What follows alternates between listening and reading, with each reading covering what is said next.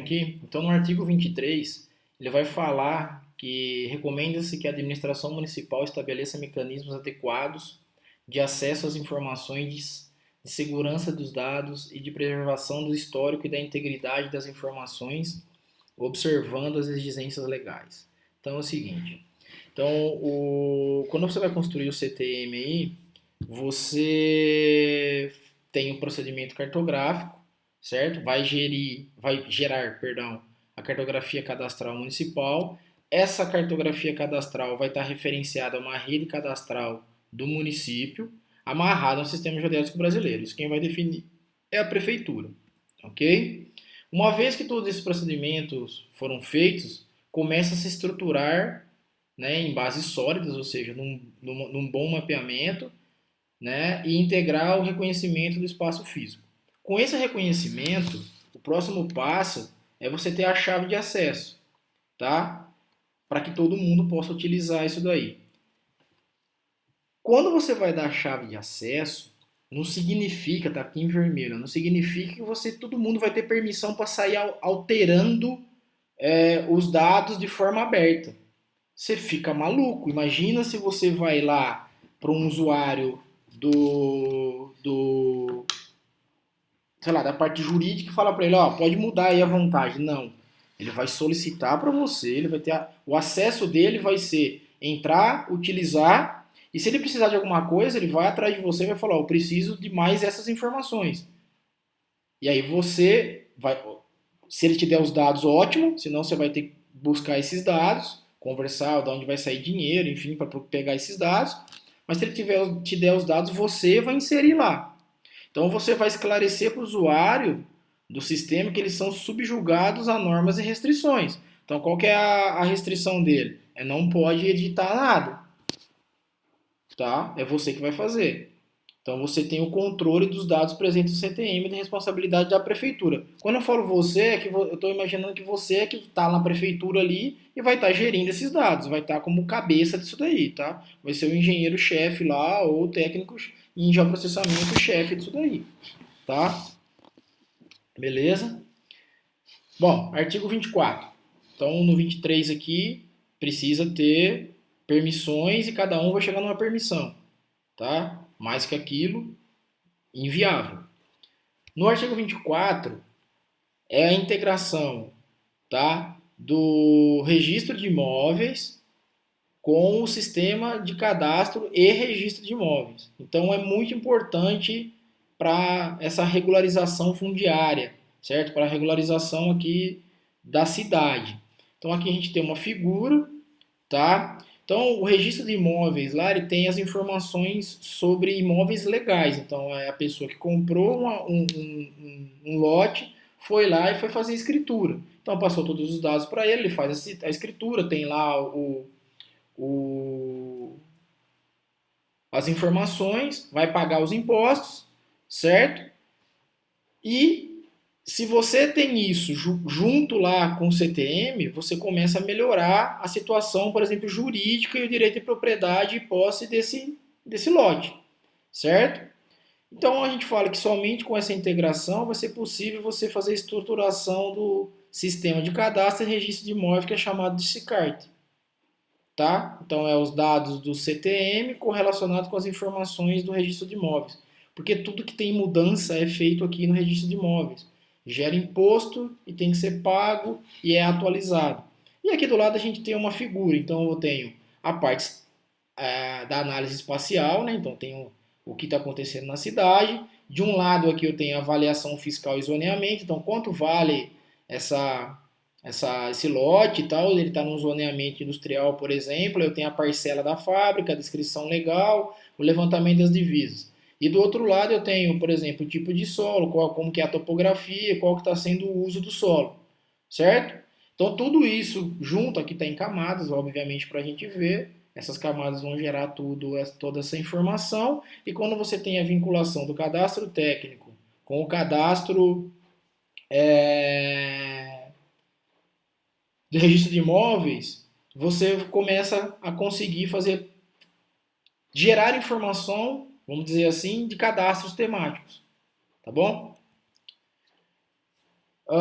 Aqui no 25, no artigo 25, ele fala que na área de expansão urbana do município, para o planejamento e reordenamento da distribuição fundiária rural em sua nova função urbana, a gente tem uma obrigatoriedade ali. Então, aqui no Estatuto da Cidade, que é sustentado pela Lei 10.257, regulamento que instrumentos urbanísticos e jurídicos visando a regularização fundiária, além de determinar, juntamente com a Constituição, a obrigatoriedade do plano diretor. Então, você tem lá uma gleba, certo? Para todos os municípios acima de 20 mil. Você tem lá uma gleba que está do lado da sua cidade. E aí você quer transformar ela de rural para a função urbana. Se eu tenho um plano diretor, o cara vai falar para você assim, olha, não dá para expandir para esse lado aí, tá? Por causa disso, disso e disso. Só dá para expandir para um outro lado. Sei lá, tem captação de água ali, ou tem nascentes, então tem que resolver esse problema primeiro para depois deixar crescer para o lado específico aí. Então o plano diretor que vai dizer isso. E aí, o problema é que na redação do Estatuto da Cidade não há obrigatoriedade que os municípios tenham georreferenciamento de seus territórios. Mas a gente sabe que é muito importante acontecer isso. Saber ter não somente quadra e lote, normalmente, quando você vai comprar um lote lá, tá? Ah, você comprou o lote tal, quadra tal. Então, lote 10, quadra 5. Tem que ter georreferenciado, tem que ter coordenadas nele. Né? E quando o cara for levar lá para a prefeitura, por exemplo, que ele leve o CAD dele lá, ou seja, o digital dele com essas coordenadas. Olha, as coordenadas são essas, já estão amarradas no sistema geodésico brasileiro e no sistema cadastral da cidade. Então, a prefeitura tem como solicitar isso, obrigar o cara a fazer dessa forma. O cara que eu digo é quem está fazendo o loteamento, tá? Porque isso ajuda hoje não dá mais para fazer no papel, tá tudo no computador. Então, o planejamento urbano acaba sendo de uma forma mais rápida quando você tem essas informações para fazer uma boa gestão urbana, tá? Fora isso, quando você tem esse cadastro atualizado, vamos supor, autorizou o cara a fazer lá e você obrigou ele a te entregar um digital com as coordenadas, você começa a ter um planejamento melhor dos serviços públicos nessas áreas que são incorporadas ao perímetro urbano.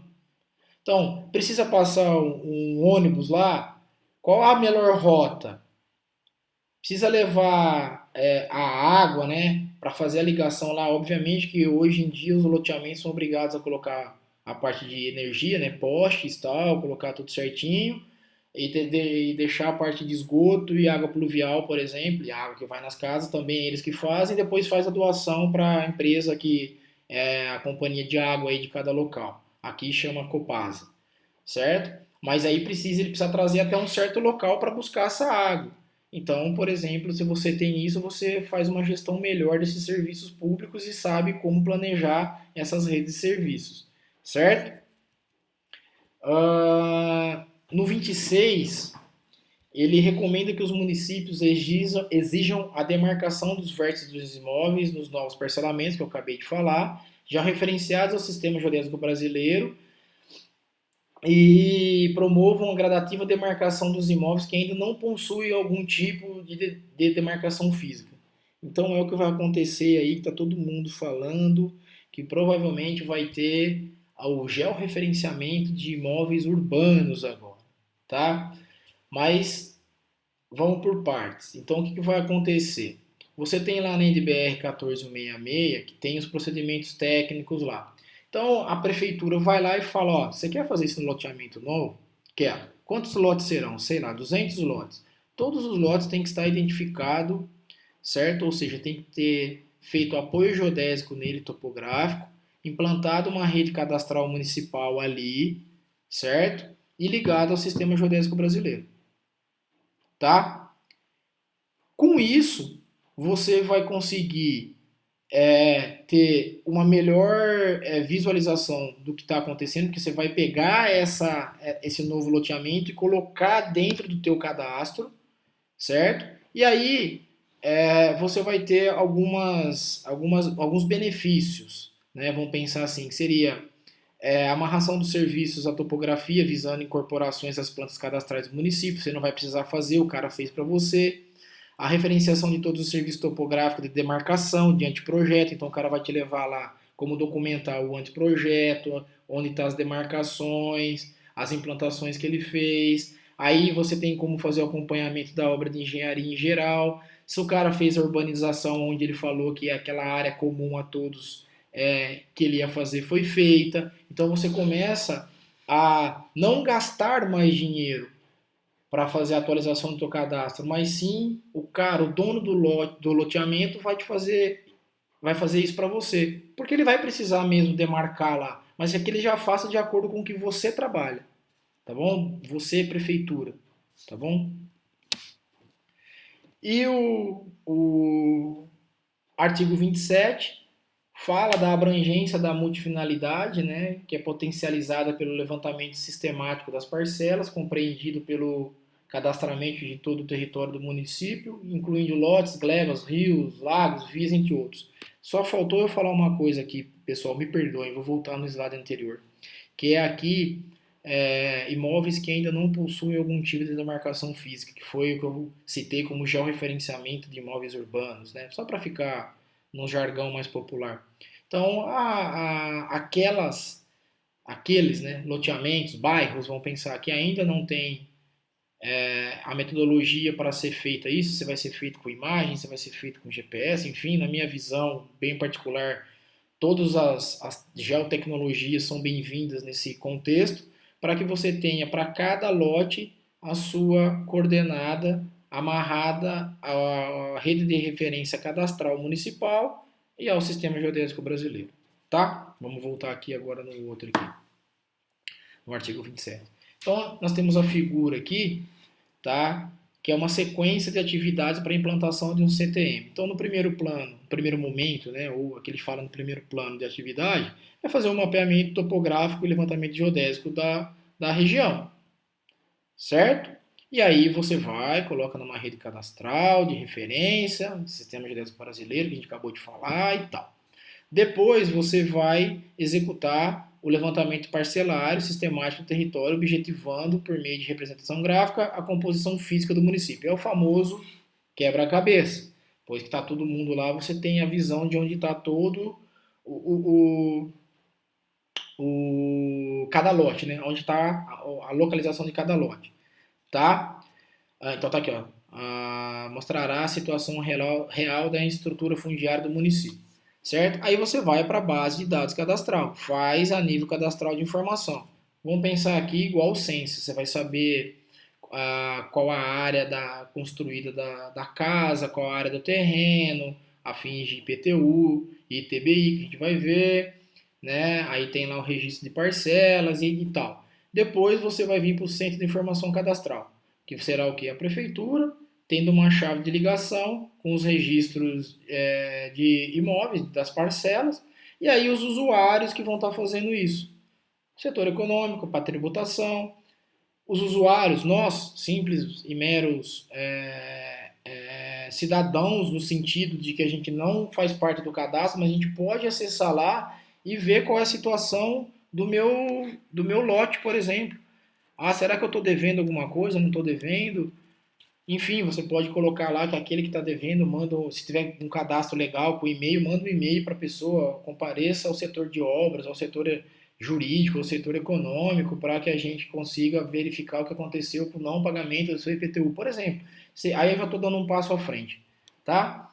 E as concessionárias, que seriam as concessionárias? Tá? Por exemplo, Copasa, que é daqui, a CEMIG, cada um tem na sua região aí a companhia de água e energia que pode usufruir desses dados. A prefeitura pode vender para eles ou solicitar que eles também dêem o banco de dados deles para que vocês saibam e atualizem o seu banco de dados, tá? Beleza? Mas sempre quando você for trocar banco de dados, quando você for fazer alguma coisa, você precisa do bendito do código estável único para cada parcela. Não se esqueçam disso. Tá bom? Eu vou parar por aqui o capítulo 5, certo? E aí eu vou começar o capítulo 6. Tá bom? Obrigado, pessoal.